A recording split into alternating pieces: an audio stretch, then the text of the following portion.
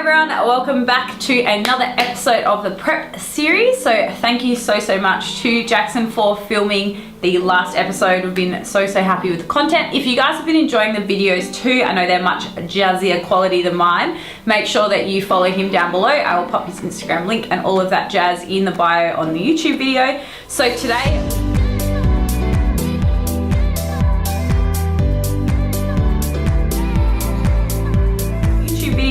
So today we are going to get back to talking about prep. It is 9 weeks out. I am quietly shitting myself on whether or not I'm going to be ready, but we just have to do the damn thing and grind through it. Still, I'm feeling a lot better. So as you guys would have known from the last video, I was probably sniffing a little bit and a little bit run down. Still been kind of battling this flu that's been going on now about 3 weeks, but been trying to focus on being really strict with my supplement regime and also getting in a lot more whole foods. Now the video today, we're going to be talking about bro foods versus IFYM or flexible dieting, because a lot of people know that I'm a massive fan of flexible dieting, flexible nutrition. I prefer the term flexible to IFYM. I will link a video below on why I do prefer that term that I filmed earlier. But basically we're going to be talking about eating a more whole food based diet as opposed to eating a more flexible diet. So what I mean by that is you'll see a lot of IFYMers on the internet and you'll see them pop up and they're eating donuts and they're eating Krispy Kremes, same thing, and they're eating all of these different foods, pizza, burgers, and a lot of them are shredded. So you're probably thinking, well, is that actually possible? Is that the best way to do it? And is that for me? Or do I need to stick to my chicken and broccoli and rice and eat this boring, kind of bro diet, as we call it, or old school bodybuilding diet? It's what, Arnie used to eat and all of these people back in the day. So is that what we need to do? So we're gonna be chatting about that today for this series. I'm gonna kind of show you guys what foods I typically eat when I prep. My calories have dropped down a fair bit more this week, unfortunately, but things have got to be done. We've got to get this body moving. So I will show you kind of, I guess, some of my poverty macro options, which is what I call them, for things that are a lot lower calorie density, but very filling and nourishing foods. So we're going to chat about it all today in terms of food. We're going to get in the kitchen. I'm going to show you a couple of things. And that is what you have to look forward to. So if you are enjoying this series so far, please hit that subscribe button, give it a thumbs up so that I know you're enjoying the content, and we'll go head into the kitchen.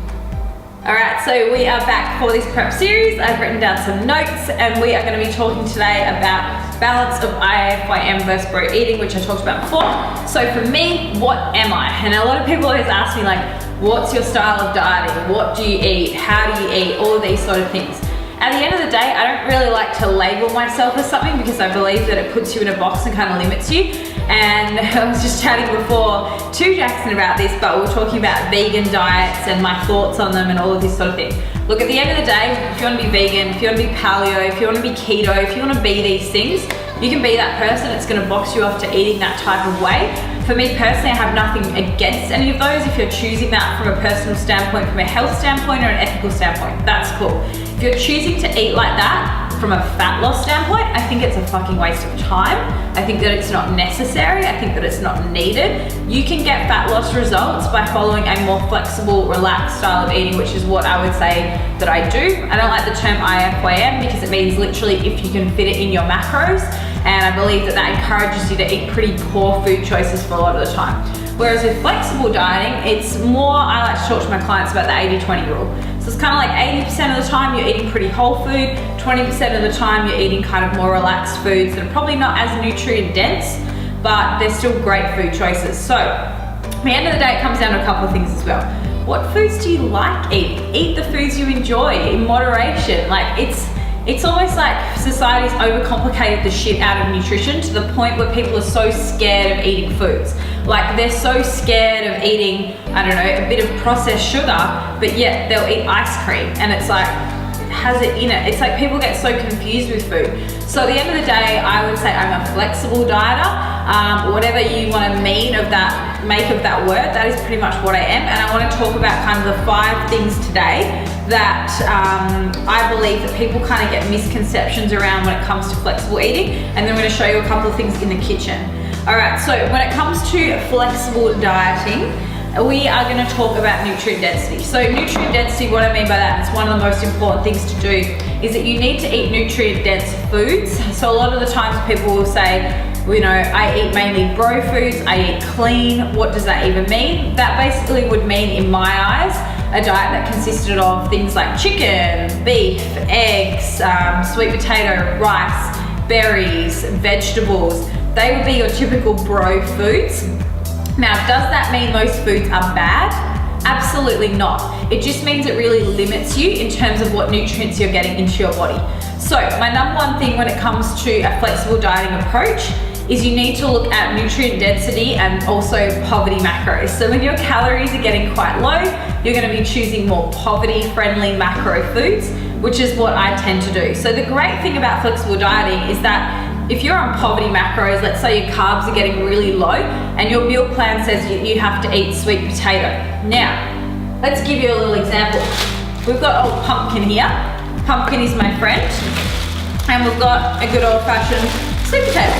Now, did you know there's actually double the amount of carbs in this compared to this per 100 grams? So for 100 grams of pumpkin, you're only gonna get about 10 grams of carbs. For 100 grams of the old sweet potato, you're gonna get about 22 grams of carbs. Now, when I am dieting, I think I'd be going for the pumpkin because I get to eat twice the amount. So I get to eat double the amount of that compared to that and get the same caloric value and actually get more fiber from this as well. So this is the issue with meal plans. If you're on a meal plan and it says 50 grams of sweet potato, I'd much rather eat like 100, 150 grams of pumpkin. So when it comes down to it, you want to look at the nutrient density of foods, and being flexible with your intakes is really great. Now, for example, you're bulking and you're really full all the time, you're struggling to eat. Which one do you think you go for? Probably the sweet potato, because obviously it's not going to fill you up as much, there's a bit less fiber, less carbs, all of that. So that's what we need to understand. It's not so much about eating shit foods. Like, I'm not going from eating a sweet potato to going and eating a packet of lollies.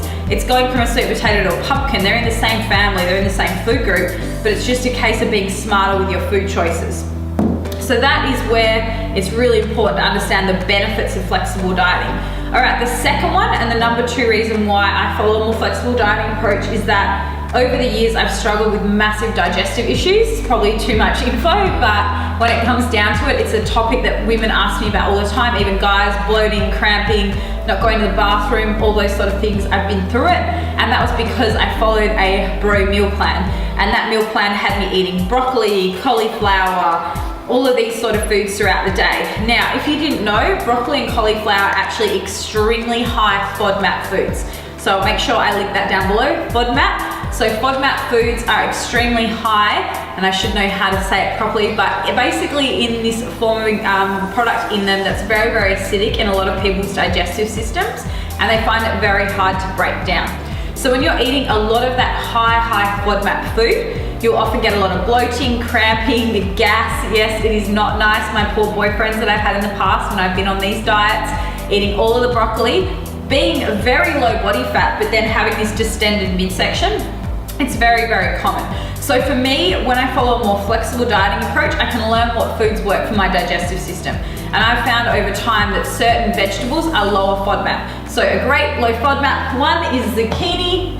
Cucumber is another one of my favorites. I feel like I'm choosing all the like phallic shaped vegetables. Another really good one is all of your leafy greens, but things that I can't have is stuff like broccoli, cauliflower, asparagus, and they all seem to be your foods that are your like dieting foods or your clean foods or things that help with fat burning when they are extremely high FODMAP for some people. So I've learned over the years what vegetables I can really consume for my body, and that also comes down to fiber. So you might need to be on a lower fiber diet if you're very high FODMAP like don't agree with you. So we call that IBS or irritable bowel syndrome, whereas you might be someone who needs more fiber to go to the bathroom, and that's going to come down to the individual. So the big thing with flexible dieting is you'll learn what foods work with your digestive system. Now, let's give another example. In that instance, we talked about donuts and pizza and all that fun food before. I typically don't eat a lot of that because more from a digestive standpoint. I might have pizza once a month, maybe have a donut every couple of weeks, or a piece of something that I make at home, but I'll tend to always opt for more of the gluten-free route. And that is not from a health standpoint, that is not from a fat loss standpoint, that is for my digestive health. So when I eat a lot of wheat, a lot of dairy, a lot of that sort of stuff, tend to have digestive issues. So at the same time, we need to understand why you're making certain food choices. It's not because of fat loss, it's because you're trying to look after yourself. So that is my number 2 thing to make sure that you're aware of with flexible dieting, is pick foods that are good for your digestive health. All right, number 3 thing is consistency. Now, when it comes down to food intakes, and let's say you're dieting for a show like I am at the moment, it's gonna be really hard to assess my physique if one day I'm eating like cereal for my carbs and the next day I'm eating vegetables and fruit and sweet potato and all of these sort of foods. Things are gonna fluctuate in terms of, especially if I was eating, say, a high gluten cereal that will cause more bloating, maybe a bit more fluid retention, as opposed to a lot of vegetables. So this is why it's kind of important that even if you're following a flexible dieting regime, that you keep quite consistent with your food choices, at least to understand the response on how they affect your physique. So what I mean by that is I will generally prep the same sort of foods for a couple of days, eat that kind of food, and then maybe switch up my intake after that to make sure I'm getting a mixture of micronutrients. But at the end of the day, it's important to understand that consistency is a good thing, because then you're gonna understand how your body's reacting to that. All right, I will breeze through the last 2. All right. So the other one that you need to remember when it comes to flexible dieting versus bro foods is the thermic effect of food. So let's say, for example, and I know people that do this, they follow IFYM and they have like 3 protein shakes a day, and then they eat cereal and donuts and muesli bars or whatever it is, really crap nutrient dense food, and then they throw in some protein shakes to hit their protein targets and maybe their fiber from some really average food choices.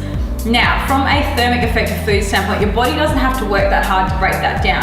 When you're drinking liquid calories, it doesn't actually have to do a lot of work, which will mean it doesn't have as much of a positive impact on your metabolism.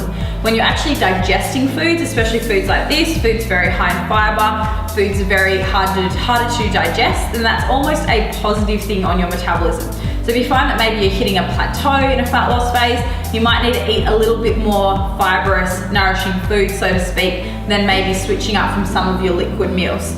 All right, the last one is hunger, satiety, and cravings, okay? We all have cravings, we all have hunger. That is a key part of dieting. So how do I kind of stove that off when I am on low calories or dieting? Of course, I'm human, I get cravings, especially around that time of the month. But at the end of the day, if I eat a lot more nutrient-dense foods, a lot more filling foods, and like I said, switching up simple things like sweet potato to pumpkin, you can eat more of it, so you're not gonna be as hungry. Okay, so they are the top tips when it comes to following flexible dieting and on poverty macros or low calories.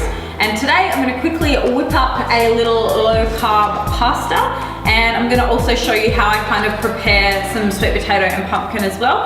Pop that in the oven, and we're gonna get into the kitchen now, and we're gonna basically do a zucchini pasta, which will be quite a low FODMAP dish, but I am putting a little bit of cheese on the top as well, which is a light, low-fat mozzarella, very high protein. So per 100 grams of this, it has 15 grams of fat and 30 grams of protein. I'm not gonna eat 100 grams of cheese. But let's say for a 25 gram serve, 8 grams of protein, 4 grams of fat. So it's really, really good if you like cheese and you're dieting and you want to get some more protein in your day. That is something that I will use, and it's going to be really simple. We're basically going to do zucchini, some lean beef mince, mozzarella, and that is kind of it. So I'll show you all the ingredients and then we'll get into it. Okay, we are starting off with 1 zucchini. All right, so just taking off the ends, and if you haven't got yourselves one of these bad boys, mine looks really grubby, it is called a spiralizer, and basically you can use these. I like doing sweet potatoes in it as well, so I'm gonna show you that too. And then all you do is insert, and we're gonna make some zucchini pasta. So you just twist, look at that. Make sure that you don't get a zucchini that's too fat as well, too girthy, because you're gonna struggle to push that through. I need to stop saying sexual innuendos my whole videos, but look at that lovely pasta. Obviously it's not going to taste exactly like pasta, but when you're on dieting and you're on low calories and you want a very voluminous, high fiber, low FODMAP meal, this is fantastic, and I'll generally cook this up. You can even freeze it off, keep it for a couple of days, and it is great. You can see it makes a fair bit from 1 zucchini. Obviously, if you're doing this up for a family, you can do a couple. You may even do half and half real pasta in this. Take out those little ends. lovely zucchini pasta, and I'm going to weigh that off just so we know how much we're putting in. Not that you really need to weigh your vegetables, but often when you are dieting, you might need to be that strict. So one zucchini is about 300 grams. So what we're gonna do is pop a little bit of coconut oil into the pan. So I'm going to heat the pan up, pop that in, and we will get started. That is all you need to do. I've just heated up the pan, so put that on high, and then I'm just gonna get some of this organic extra virgin coconut oil. I find that you can use olive oil. Coconut oil, I have no olive oil in my cupboard. I would normally use that. It's more pasta, Italian, but don't have any. So I'm gonna use 5 grams of that. It'll give it just a nice kind of coconutty flavor as well. This is the easiest way, if you've never figured out how to actually get stuff out of tubs and weigh it out, is, no, we don't want 63 grams. Oh, we're gonna have to edit this. Okay, so tear it first without the spoon, and then take out what you need, and then shows us 10 grams. So I'm only gonna use 5. There you go, and do that with Nutella, because you know what you're like, you put your spoon in, then you wanna eat it all. So it's better to tear the tub than tear the spoon. So we're just gonna let that melt. That is gonna be our first thing. And then to that, we are going to add the zucchini. Okay, so zucchini. Get this on. All right, so in goes our 300 grams of zucchini. Hear that sizzling away. And you want to cook that off. It's probably going to take about 5 to 10 minutes. You just want to kind of cook it till it goes a little bit soft to touch. And then when it's at that soft stage, we're gonna add in the pasta sauce. So that is all we are doing for now. All right, so that has been about 3 to 4 minutes. So what I'm gonna do now is add a bit of pasta sauce. I'm using an old classic Dolmio. Now what you wanna do with this is weigh it out. When I buy pasta sauces, this is what you wanna check for. You wanna look per 100 grams and try to get one that's under 10 grams of carbs if you're trying to make a lower carb dish. So this is 9 grams of carbs, 0 of fat, 1.8 of protein. So a really good one. I'm probably only gonna add about 100 mils, so that will only be about an extra, actually I'll probably add less than that to make it kind of quite low carb. So let's see how much we need. So again, tear the old tub, and then we'll check how much we've used. So that's 80 grams. So I'm gonna keep it at 80, which will be about 7 grams of carbs that we've added in. I'm gonna add in a little bit of extra Italian seasoning because I think it needs a little bit more flavor. So just add in a little bit of that. Make it taste more like the old-fashioned Italian pasta. I'm gonna toss that through. I don't even know what flavor you would call this, but we're gonna put a little bit of everything in here today. Bit of barbecue sauce. Okay, so now we're gonna add in some meat that I've pre-cooked, and I just used a good old-fashioned bit of Mexican seasoning, and that is 120 grams there. So this would be a pretty big portion. Obviously you can add in as much as whatever will suit your protein requirements. So this would almost be like a double portion. You could probably even split it. It's a big meal. So all up so far, we've got 120 grams of beef mince. That is the low-fat 5-star beef mince.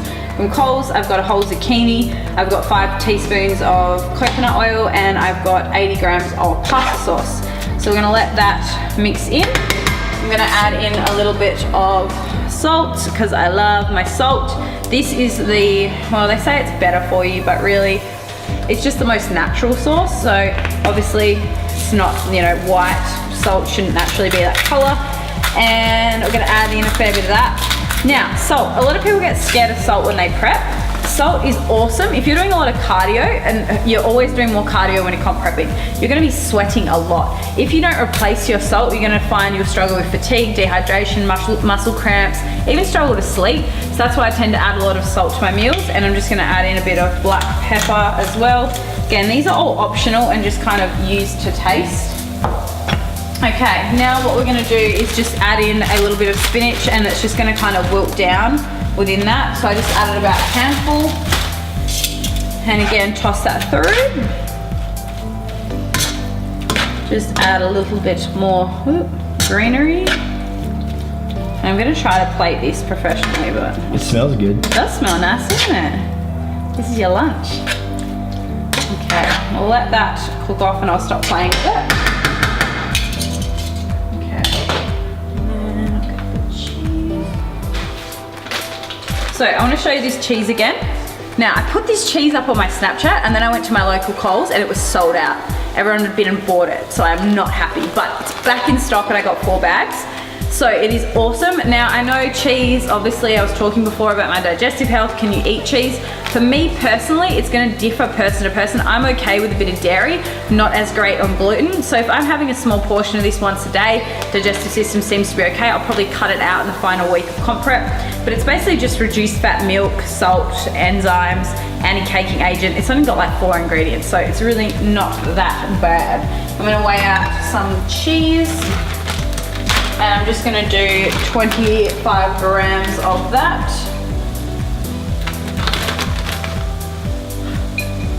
Because I like to let it, 27, that'll do.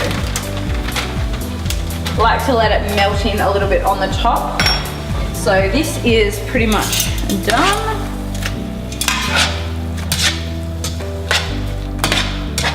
And I'm going to get another bowl, wasting bowls today. Alright, let's see how this ends up. Just made a mess. Alright, a little bit of cheers. That's a money shot right there. Oh, look at that. Yeah. And then looks like a Hungry Jack's ad or something. Because I like my cheese. You can always even add cottage cheese if you want to up the content in there. But that for me is enough protein today, but the other option is using cottage cheese. You don't have to use mozzarella. And then another thing that I like to add for a bit of crunch. This, if you've got the carbs for it and a bit more fats, but a few gluten-free corn chips. So I know it's random with pasta, but it's kind of like a Mexican / pasta vibe. Obviously I would weigh those off, but then just a couple of those around the edges. Give it that nice bit of crunch. And again, it comes back to that 80-20 rule. Obviously this isn't that high nutrient density, but again, if you want to add a little bit of flavor, and I would say that bowl is like 90% nourishing foods and like 10% just kind of there for flavor, there for taste. And another 2 of my favorite condiments that you can add to this to keep the calories low are sugar-free barbecue sauce, so you can always add in that if you want a little bit more flavor. This one's sweetened with stevia, so it's not as bad for your digestive system. And our ultra light sweet chili, which again these both have very, very low carbs. Normally these sauces are super high in carbs, so they're a great option as well. You don't have to eat boring food when you're dieting, okay? This is an amazing meal. Look how nutrient dense that is. And we're gonna put the total calories and macros up on the screen so you can see how low that is in actual calories, but really, really nourishing and filling. So I hope you enjoyed this little cooking video. I'm gonna go enjoy this.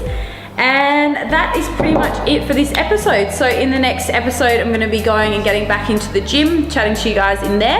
And if there is any things you'd like to see in this prep series, whatever it is, nutrition, training, mindset, whatever you want me to ramble about, we will get to it. So make sure that you have hit that subscribe, given it a thumbs up so that you've enjoyed the content, and I will chat to you in the next video, and comment anything below you would like to see on the channel. Thank you so, so much for tuning in again, and I'll see you soon.